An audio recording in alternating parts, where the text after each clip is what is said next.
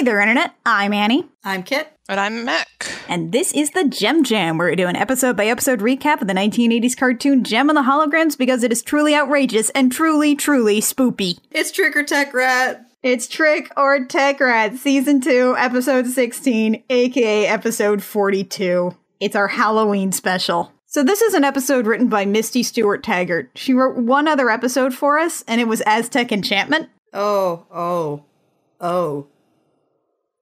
So, you know, there's that. So let's open on a full moon at Starlight Mansion. Where everybody's watching one of the Count Floyd bits from SCTV. It's like this movie that has a Dracula who's in full tuxedo wear with like a high-collared cape. And it's tied with a little bow tie that sort of undersells the creepiness for me, but you know, you do you. Bow ties are spoopy. This Dracula also looks less Bela Lugosi and more Vincent Price, what with the mustache. And it turns out this is on purpose. I'm gonna make you mine and you're going to live with me forever.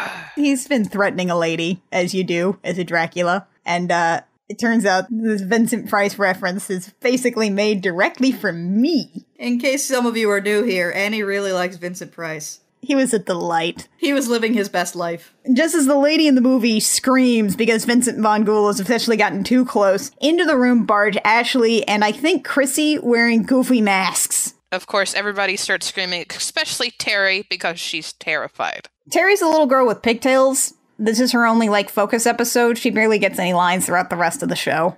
I also like that Shayna's just kind of peeved, but Rhea just kind of laughs. It's like, you're as bad as my brothers, which I like the idea that Rhea's just used to these kinds of shenanigans. She probably didn't even bat an eye when they came in. Terry, though, is terrified out of her frickin' mind, and everybody teases her about being afraid of stuff all the time, like ghosts. But in the meantime, there's something that we all need to really be afraid of. Rio's here. Kimber wanders in, looks over to Jerica and goes, Rio's downstairs looking for Jim. Jerica asks, are you sure he wasn't looking for me? And Kimber shakes her head. And Jerica doesn't even make one of her normal excuses of, I'll go get Jim. She just stands up and is like, okay, girls, go to bed, and wanders off. Also, not only Jerica leaves the room, but also the holograms as well, aka every adult responsible for these orphans. They just march out of the room, and Jerica's like, go to bed or something, I guess. Jem transforms, and she's wearing this thing. It's a hot pink blouse under a fuzzy purple top, accented with puke green dots. There's a purple fringe skirt and puke green leggings and an orange hairband. Somebody made a series of bad decisions here. I mean, these are all Synergy clothes, right? Do you think Synergy just dressed her up like that? I mean, it's not like Jem checked a mirror on her way down. She doesn't know what she looks like. My favorite part of this outfit is the fringe skirt, just because when I was watching it, I paused, rewound, looked at it again, and said, that's a fringe skirt. We are definitely in the 80s. Rio's here, and he wants to take the holograms for a ride in his van in the middle of the night, and he's not telling them anything about where they're going. And they're like, what? And he's like, well, maybe I'm wrong, but I thought you'd be up for an adventure. Yeah, I'm up for not getting murdered, Rio. Thanks. Instead, they put their complete faith in a man who's shown to have remarkably poor decision-making skills. They pile in his unmarked van and they drive off. As they're driving, Rio finally explains what's going on. He talks about an old opera house that the owner has back taxes to pay, which means that the city's probably going to have to buy it, which, as the holograms note, that means they're probably going to tear it down. And Rio says, I quote, I'm part of the local historical preservation league. What?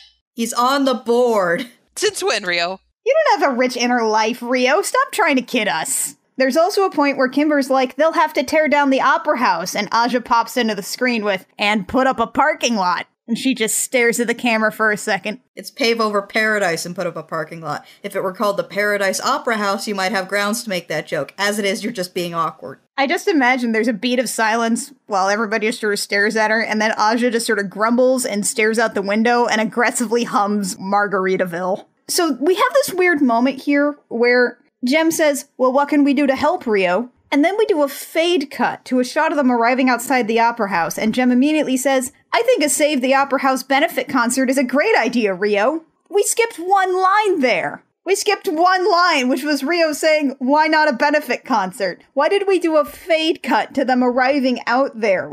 I'm all for cutting out as much Rio as possible, but this is ridiculous. I like to believe that he didn't even say anything. He just stared at her blankly until she caught on and like, oh yeah, a benefit concert. We always do okay. Ray is the only one who notes, okay, that's fine, but we're here at midnight? What? And Rio's like, well, the owner wanted to meet us now. At midnight. He insisted we come over at midnight. So the opera house, they go in, it's covered in cobwebs and sheets, and as the bell starts to toll midnight, there's a clock in the opera house, I guess. As it starts bonging, Jem, looks up at the clock and and gasps. And that just seems to happen for the next 12 bongs. Everyone's absolutely shocked to find out that there's a clock in the opera house and that it's striking 12. And in marches the Dracula from the movie. I love Rhea's little nerdy aside here. She goes, it's him! The guy who's gonna make you mine forever, darling!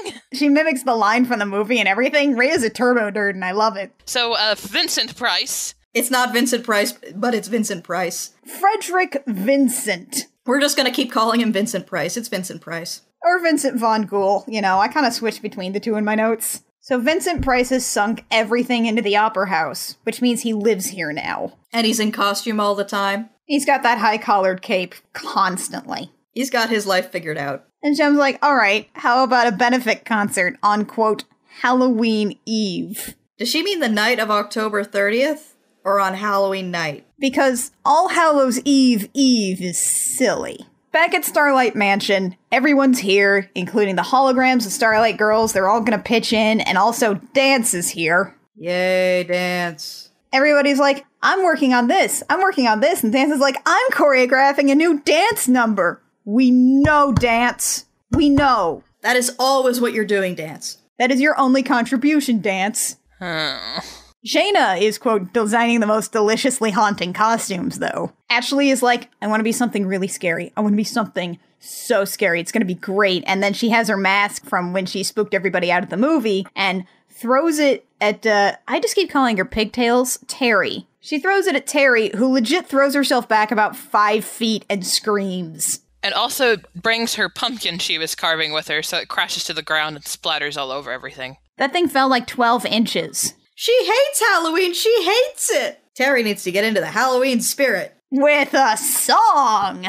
It's fun time with It's Fun to Be Scared by JEM and the Holograms. We've heard this song before, but not officially. It was actually used as ambient music for a few seconds in K-JEM. It was the song they performed at the Pilots Club, but this is its actual debut. The music video for it's kind of interesting. It's a lot of spooky Halloween images with pumpkins, graveyards, and spooky winds and ghosts. Jem rides a jack-o'-lantern, which is not how that's supposed to work. But it's a pretty interesting music video all told. It appeals to my love of Halloween. It doesn't work, though. Terry is still just freaked out by plastic masks because she's a Scooby-Doo character. And she's also apparently my grandma because she doesn't want to go into a building with a 1313 address. Yeah, this building is apparently 1313 Dead End Drive here, but without any of the fun capers or family good times. She doesn't want to go in the building, but Jerica has led all of the orphans here to do manual labor for her, while the contractors fix the exterior. Also, this place just straight up has a relief of Satan carved above the doors. Also, who builds a 1700s era opera house in the middle of Los Angeles? And just leaves it there downtown? This building is completely covered by skyscrapers. This is the Palais Garnier in the middle of Los Angeles. This is historically implausible. Setting that aside for now, you guys remember how this episode is called Trick or Techrat?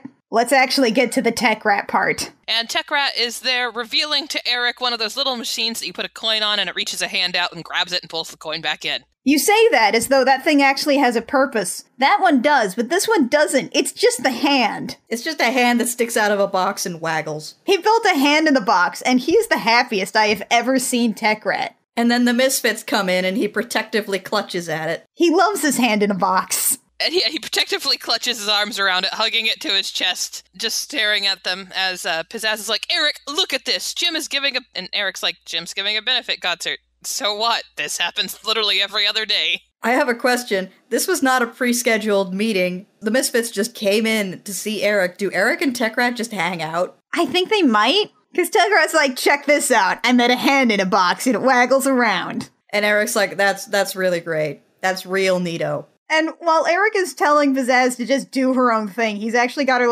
arm in arm and he's escorting her to the door. And he's like, just do your own concert. Why is this hard? This happens all the time. And she's like, our own Halloween concert? Yeah! We'll call it Midnight Madness. And Eric's like, yep, sure, go, bye. Talk to Terrence Lando, bye. Right, he hands them a business card and throws them out the door. And Techrat just sort of protectively rubs his little hand in a box and makes whimpering noises. That thing is his baby. Notably, for all of our listeners, despite this being called Trick and Techrat, that is the last we're going to see of Techrat for a long while. He is barely in this episode. So let's go meet Terrence Landau. Terrence is a real estate novelist. That's a cute way of saying he's broke. No, he's actually a real estate agent. And he looks like the 80s guy from Futurama. That is 100% his character design. Terrence Landau knows just who to bribe to be certain he wins the auction for the Opera House. And then he'll demolish it. And then he crushes, like, this little cardboard model he has on his desk of a bunch of skyscrapers, none of which are the Opera House. Pizzazz is completely unfazed by this kind of, like, overreaction vendetta, because this is the world in which we live. So she's just delighted and starts laughing maniacally about how they're going to get JEM and the holograms. All right, everybody, stop what you're doing. Lindsay's show is on. Lindsay's talking about the benefit concert that the holograms are going to put on, and then when the misfits show up and are like, Lindsay looks completely unsurprised that they're there. She's got this, like, line read there that's just like, think of the ratings, Lindsay, think of the ratings. It's the misfits. Hi. Pizzazz shows off a giant inflatable dome that they just put up across the street. It looks like it would fit, like, maybe 50 people? They're apparently going to have their competing concert in that thing, and then they start talking about how the Opera House is clearly unsafe. They've also got this sign across the street that says, Pizzazz reads it as, the Misfits present Midnight Madness, but the sign says, Halloween Midnight Madness concert starring the Misfits. Clearly a miscommunication there. If I've told them once, I've told them 1,000 times. First Spinal Tap, then Puppet Show. So, quick question for you guys. What is Rio's job? Being on the board of the Historical Society, or sound, or lights? Today, he's a structural engineer. He is apparently 100% qualified to check an entire building to make sure it's structurally sound by himself. Anyway, Dance comes out on stage to rehearse her dance. Seriously, she's got to get a better nickname. We can only get so creative with our sentence structure here. As Dance is walking, though, she walks under a ladder and Terry is upset. You just walked under a ladder. Something dreadful is going to happen. Okay, but like real talk here. This is a theater. The JEM and the holograms are performers, and today, especially in this episode, they're theater folk. You will not find a more superstitious group of people than theater folk outside of sports fans and athletes. You don't mention the Scottish play. Why doesn't somebody immediately after Dance walks under that ladder say, go outside, turn around 3 times, and spit? Exactly! This is the kind of stuff that you'll find in theater. Why is everybody so sure that Terry is talking nonsense here? They should all be agreeing with her and have all their own ways to get rid of the bad luck. But Dan says, no, Terry, honey, that's silly. Bad luck is a lie. Luck itself is a lie. We're all living a godless existence, alone here in an empty universe, where nihilism is the only answer. And by the way, would you like to read my manifesto, or should I just scream it at your Twitter mentions, while swishing my chalice full of Mountain Dew and adjusting my fedora, a hat from a more civilized era? I don't care what I have to cut, that whole thing's in the episode. And then the cardboard jack-o'-lantern falls towards Dance. Memento mori, buy her dolls, or Dance will be crushed by a cardboard pumpkin and probably break her leg again because she's weak. Many have speculated that if we knew why Dance had thought, oh no, not again, as the unsecured backdrop plunged toward her, we would know a good deal more about the nature of the universe than we do now. But no, it turns out that Dance actually just went all Buster Keaton on us, and the backdrop just fell around her because she was in the path of one of its eye holes. And then Rio takes a look at the chains holding the thing up, which are broken, and he's like, no mere human could have broken the chains holding this up. Rio, really? That's a funny way to say somebody used a tool to cut this. But no, there's werewolves in the theater, I guess. No mere human. And then Vincent Price shows up to deliver portents and warnings. I'm afraid you're wrong. This place is filled with ghosts and evil spirits. Leave now before it's too late. What? And then Jem's like, we're not quitters. We made a promise to do the thing. And nobody is wondering why the guy who gave you permission to fix up his opera house and hold a benefit would suddenly be trying to scare you away. He is trying to scare them away like he's got to cover up his counterfeiting operation before the mystery machine rolls into town. Well, actually, I take that back. It might not be Scooby-Doo. It may, in fact, be low-budget Phantom of the Opera. Because they're lifting a huge chandelier into the ceiling. This is Chekhov's chandelier at this point. Come on. The Misfits march in, and they bring a building inspector along with Rio. So, a building inspector is the Misfits' ace in the hole, I guess. Oh no, a building inspector, who we haven't bribed, I guess. Exactly, and Rio's just like, well, I did a very good job at this. I'll show you. And the inspector doesn't find anything, so they leave. And the Misfits, I guess they were just so confident that the opera house was unsafe that they just went through the proper channels. I do have a minor complaint about the inspector, and that's as he's like, if I see any signs of any issues, I'm going to close you down. And that doesn't make sense because inspection is on a sliding scale. Thing will just kind of deduct a few points unless it's super major bad. So long as you don't go down below a certain amount of points, you're still fine. And you'd think that if this guy was going to shut them down at the slightest provocation, that he would be painted as more of an antagonist. He's kind of like the fourth line antagonist after the Misfits and Ghosts. Just ghosts in general. The chandelier starts lifting up automatically, and while it is slowly rising, the Misfits are lurking backstage, and they're like, well, that didn't work. What do you think? Sabotage? Sabotage? Sabotage?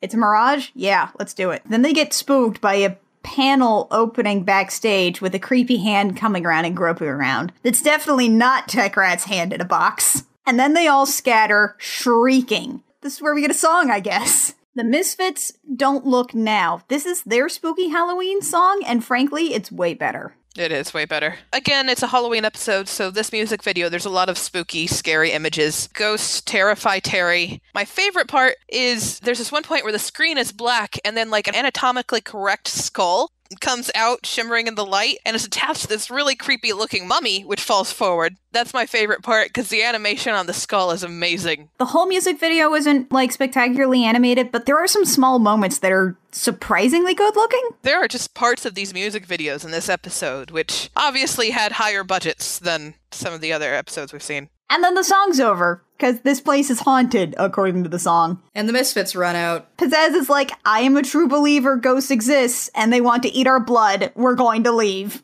But straight up, though, these are theater folk. That kind of thing fits. And then a black cat crosses their path, and Terry freaks out again. Quick PSA, you should adopt black cats. Some people do bad stuff to them on Halloween, and that's not nice. Anyway, finally, the chandelier falls. It falls, shatters.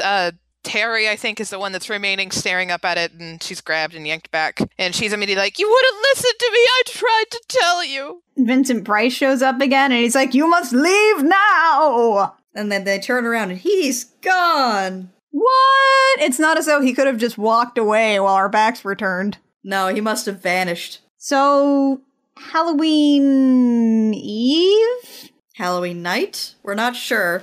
Whatever. Neither concert seems to have much of a turnout. We see the Misfits across the street. They're in basically what are PG-rated Vampirella costumes. It's incredible. They haven't seen Eric in days, say the Misfits, and Terrace Landau has been pretty MIA too, and they're like, well, is anybody going to get people coming into our inflatable party? Meanwhile, let's talk about the Holograms costumes. I actually really like them. They're really cute. Jem is the Wicked Witch of the West. With this huge hat. Kimber's in this black suit with a skeleton on it and a dark green hooded cloak. I'm not really sure what she's supposed to be aside from spooky skeleton person. Aja, they label her as a goulette. She's kind of Bride of Frankenstein. It looks almost Grecian.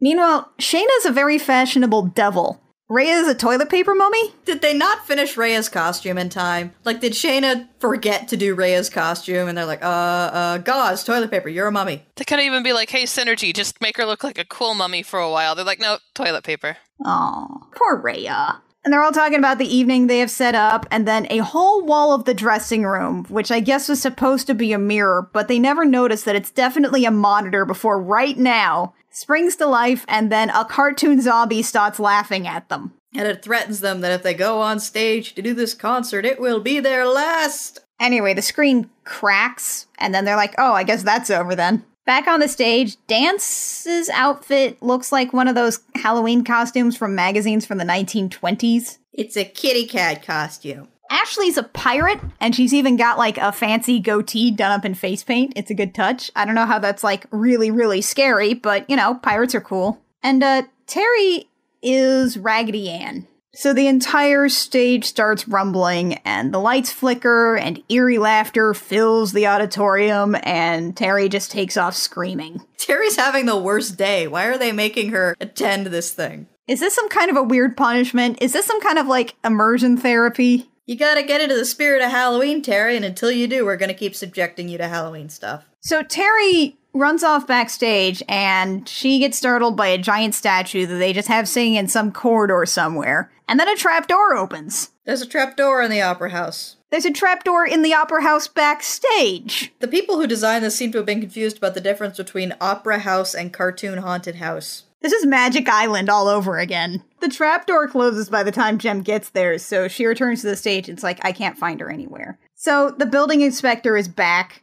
Jem tells Rio to stall for time, and then Jem's like, all right, gang, let's split up. We'll cover more ground that way. Let's go find the Phantom's dungeon. Meanwhile, in the Phantom's dungeon, Terry's running around and she thinks she hears voices, so she goes and peeks into a room. she looks like she's in some kind of old medieval armory or like a sewer or something. Some kind of underground maze or dungeon or something. And there's just a room down there. She peeks into this room and she sees Vincent Price, or Frederick Vincent, I guess, talking to Techrat, who's in a ghost costume with one eye cut out. He's got a little computer that's the size of a jukebox that's apparently controlling all the spook-em-ups going on upstairs. And Terrence is down there too. Techrat says he shattered the mirror with ultrasonic sound. I don't think that's something you can do. But, I mean, I thought about that, and Techrat did invent Encarta 96 in 1988. And, spoilers, he's going to invent a time machine down the line, so I guess I'll give him this. And then Terry, alarmed, starts backing up, trips making noise, and we hear Vincent Price actually call Terry a pesky kid. It is great. This is absolutely a Scooby-Doo episode. Back upstairs, I guess Rio's stalling? Yeah, it's like they're doing sound tests while there's like maniacal laughter coming from inside the theater. Rio emotes more in this like one line than I've ever heard him emote before. Terry takes off running, and she runs by an actual prison cell. There's a little window with bars on it and everything. What kind of opera house is this? It leads down to like freaking catacombs under Paris. So the person in the cell grabs her arm, and she lets them out. And it's Vincent Price. The real one. You can tell because he's got a blue cummerbund. And also his cat likes him. His name is Phantom, and he's a happy cat. He is Vincent Price's cat. So the two of them escape into a secret passage that Vincent Price knows about, and the fake Vincent Price and Terrence Landau and Techrat in a sheet give chase. He's doing his best. Meanwhile, the inspector has remembered that Rio has absolutely no authority here. And he's like, I'm going in, and he steps inside right as Pizzazz shows up in this adorable bat outfit. Though, I didn't see Jeddah in this shot. Where's Jeddah? Maybe she's holding down the fort over the inflatable theater. Anyway, over in some set piece that they got from Transformers. This is like a cyberpunk underground bunker that's several hundred feet tall, with an enormous spiral staircase. How far underground are they? There's metal panels everywhere, it's all sheet metal, and there's blinking lights everywhere. This is definitely not the catacombs we were just in, and it's definitely not something from a theater. There's a piece of Eden somewhere down here. Upstairs, Jem tells the inspector that they're canceling the show and refunding all the tickets. Vincent Price and Terry make it to the top of the techno stairs, where he pulls a lever, and the stairs turn into a slide. That's what stairs do in your underground catacombs. Somehow, instead of going down to the ground floor, the stairs now empty out into some sort of hatch halfway up this chasm. And this hatch falls out into the theater? It deposits them into the audience? How high up were they? Physics? So, the fake Vincent Price tries to pull authority and be like, you can't touch me, I own this! Then Terry and the real Vincent Price come out of another panel. Despite being like 10 stories up at this point. And Terry says, Mr. Vincent and I destroyed their special effects machine. When did they do this? This was like 30 seconds later. When did you have time? How long was that slide? Everybody tries to escape, and Jim goes, Synergy, help us out. And so Synergy makes spooky Jim and the hologram ghosts. And then Jem is like, Synergy, those look great. And I feel like that was a line leading up to a reveal that Synergy wasn't doing anything, but if that was in the episode, it was cut. She also shouts out, wow, that's great synergy, with Rio and the building inspector and Terry standing right there next to her. Techrat seizes the opportunity and just leaves, and they let him go. And now it's time for the Scooby-Doo reveal. Eric Raymond! Great read, Velma. Eric's like, Landau tricked me. He said it would be harmless fun. Easy money, that's what you said. And you promised we'd be partners when you built the new condos. Eric's got to stop meeting and employing people whose go-to is wacky scheme. So then, Eric and Terrence Landau are escorted by the inspector to the inspector's car, who apparently has the authority to arrest them. Sure, okay. And then Eric says to Pizzazz, call my lawyer, and Pizzazz says, call him yourself. We have a concert to do. And then the giant inflatable theater just kind of explodes? It gets struck by lightning. It's a 2-story tall building. Surrounded by skyscrapers. The lightning strike, rather than setting it on fire or making like the electronics explode, which is what lightning does, rips a hole in it. And it deflates, presumably with people inside. A few people run out and start running across the street immediately to the JEM concert. We almost died. Let's go to a different concert. Because this is JEM World, and this stuff just happens. And then Pizzazz screams, our concert's ruined! Improbably ruined. Meanwhile, at the Opera House, let's have the concert. It's a song. It's our 3rd song. It's Jem and the Holograms, We Can Change It. We actually last heard this one in Season 1, Episode 15 from the Rock Fashion Book. I like this song. I kind of think the other music video is better. There was less dance in it. I like the song. I'm not totally sure it fits this episode. Yeah, I'm not sure We Can Change It should have been the 3rd song here. Anyway, the point here is that which Jem fights Halloween kaiju? With freaking lasers? And plasma shields. Yeah, it's actually pretty rad. And usually that's the end. I was expecting that to be the end, but then there's a denouement scene. Where Vincent Price announces he's coming out of retirement to put shows on at the Opera House again. And everybody's like, yeah, you do that. And also Terry is no longer afraid of Phantom the Black Cat, so all's well that ends well. That's our episode, Trick and Techrat. That's our spoopy Halloween episode. With barely any Techrat. Join us next time. We'll continue these holiday thematic episodes, not with a Christmas episode, but with a 4th of July episode, The Presidential Dilemma. We're going to have Chris Sims back for that. He has specifically requested being able to talk about supervillains in JEM, which definitely seems like his MO. Chris has a brand to uphold. He has a very specific hashtag brand, and it involves superheroes, glam rock, and Sailor Moon. In the meantime, though, the JEM Jam comes out every Sunday on iTunes, SoundCloud, Stitcher, and YouTube. You can find us on Twitter and Tumblr as well. We're at the JEM Jam just about everywhere except on Twitter, where we're at JEM Jam Cast. If you like what we do and you want to support us, a rating, a review, a subscription, it's always nice to see, and it helps us get discovered a little more. If you want to support us financially, you got a couple of bucks around, you can support us at our Patreon at patreon.com/thejemjam. We've got some cool rewards going on there. There's a lot of bonus audio for some of the stuff that didn't make the cut for the episode itself, so there's some fun things in there, as well as some other rewards. Until next time, when we come back with the Presidential Dilemma, dear listeners, I'm Annie. I'm Kit. And I'm Mac. And this is the JEM Jam, where they're creepy and they're kooky, they're outrageous and spooky, they're all together ooky, Jem and the Holograms, da-na-na-na, da-na-na-na, da-na-na-na, da-na-na-na, da-na-na-na. Yay.